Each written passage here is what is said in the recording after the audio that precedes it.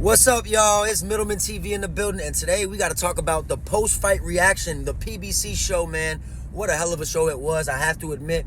We're going to start with the co-main event, Romero versus Pitbull Cruz. And from the opening bell, man, Pitbull Cruz controlled the fight. He hurt Rolly real bad in the first round, had him wobbled.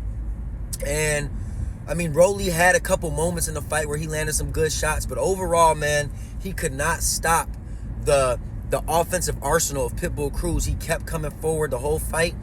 And in round 8, he was able to get the stoppage, man. In round 7, the ref warned Rolly Romero, hey, man, I need to see something from you.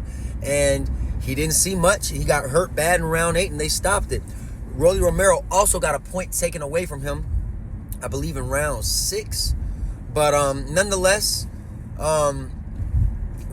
good performance by Pitbull Cruz, man. Nothing surprising, nothing out of the ordinary, just come forward aggressive, and Rolly Romero just making too many mistakes, not being offensively aggressive. At the next light, turn left. And to me, that was the big difference in the fight. After the fight, they interviewed both men, and I felt really bad for Rolly Romero, man. The fans were booing him profusely. They had no respect for the guy. The guy looked lost for words, man. He looked sad because he trained really hard for this fight.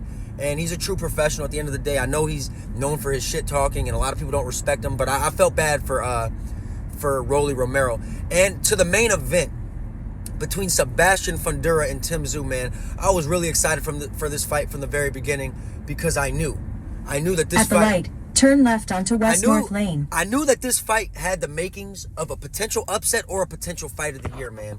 Tysu came out and jumped early on Fundora, and I gave him the first 2 rounds. And then there was an accidental elbow in round 3. There was blood coming from the top of Tysu's head. It kept coming into his eye. He was virtually blinded the rest of the fight. The corner decided to keep it going instead of having to go to this. They could have had it be a no contest. They had to go to the rest of the fight. And Fundora continued to gain success and success and success as the rounds progressed.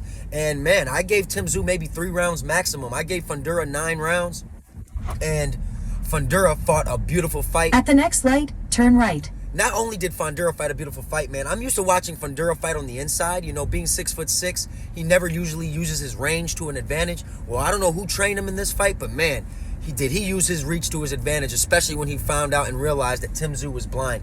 He was doubling up on the jab, tripling up on the jab, and just being real simple, man. And that's all he needed to do. With Tysu being blinded, he virtually could not stop the jab. He was landing at will. Fundora outlanded him. He outthrew him. At the light, turn right onto West Ridge Pike. And one judge had Tysu winning the fight. I thought that was absolutely disgusting. Whoever that judge is should be looked at for suspension because that's a pure robbery. But nonetheless, man, great recovery win for Sebastian Fundora. I'm really proud of him. He deserves this moment. A lot of people, are saying that Tysu shouldn't have taken the fight. In half a mile, turn right into the parking lot. A lot of people were telling me that they felt like Tysu was making a huge mistake by taking this fight on a 10-day notice against Sebastian Fundora, and man, were they right.